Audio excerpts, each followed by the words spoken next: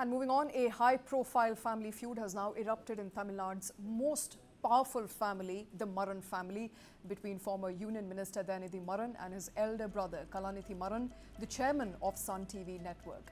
Dayanidhi has accused Kalanithi of financial crimes dating back to 2003, demanding the reversal of alleged fraudulent shares which were allotted in the Sun TV Private Limited, a company the brothers once built together. Now, what really transpired between the two brothers since this morning? Let's break it down. To begin with, there is a dispute regarding share transfer. Dayanidhi claims that the trouble began just days after their father, Murasoli Maran's death in 2003. He alleges that the shares were illegally transferred to Kalanithi at just 10 rupees each without either valuation or stakeholder consent. He also claims that shares were taken from their mother, who's Malika Maran, and even from M.K. Dayalu, the widow of DMK founder Karunanidhi, again without any legal documentation. What came next was a fight over dividend worth thousands of crore rupees being transferred. Dayanidhi alleges that Kalanithi pocketed over 5,900 crore rupees dividend up until 2023 and 4,550 crores, which is 4,500 crore rupees approximately in financial year 24 alone, all from shares he allegedly acquired improperly. He calls these white-collar crimes of the highest order, saying that they harmed legitimate stakeholders, including other family members. Then there is dispute regarding salaries and settlements drawn. Dayanidhi has also named Kalanithi's wife, Kaveri Kalanithi, accusing her of drawing an annual salary of a whopping 87 crore rupees from Sun TV.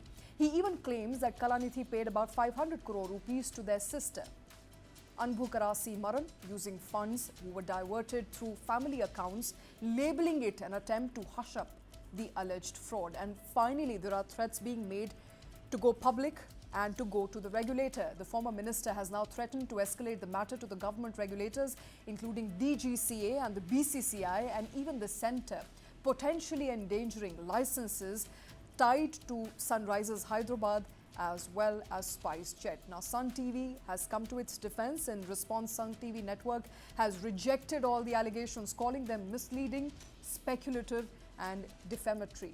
The company insists that all corporate actions were vetted before its IPO and that the feud has no bearing on Sun TV's daily operations at all. In fact, this feud between two of Tamil Nadu's most prominent media and political figures raised tough questions about corporate governance, family control and the fate of India's largest regional media empire.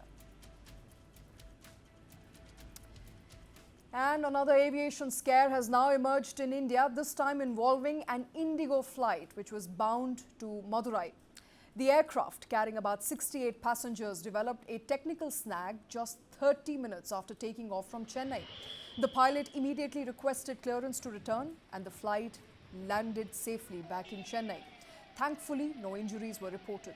This comes amid a series of aviation-related incidents that have put India's air safety under sharp focus once again, because this comes barely days after. Remember, the 12th of June was that tragic day when Air India crash in Ahmedabad left the nation shaken. About 270 people have died. Since then, multiple flights, both domestically as well as internationally, have now faced diversions due to technical issues, including Indigo's Flight 6C 2006 from Delhi to Leh. With back-to-back instances now piling up, questions are also being raised about aircraft maintenance, safety protocols and the overall preparedness of India's aviation sector. Aviation authorities have also ramped up inspections, initiated stringent checks to reassure the flying public and restore confidence in India's aviation system. But the questions continue to be raised.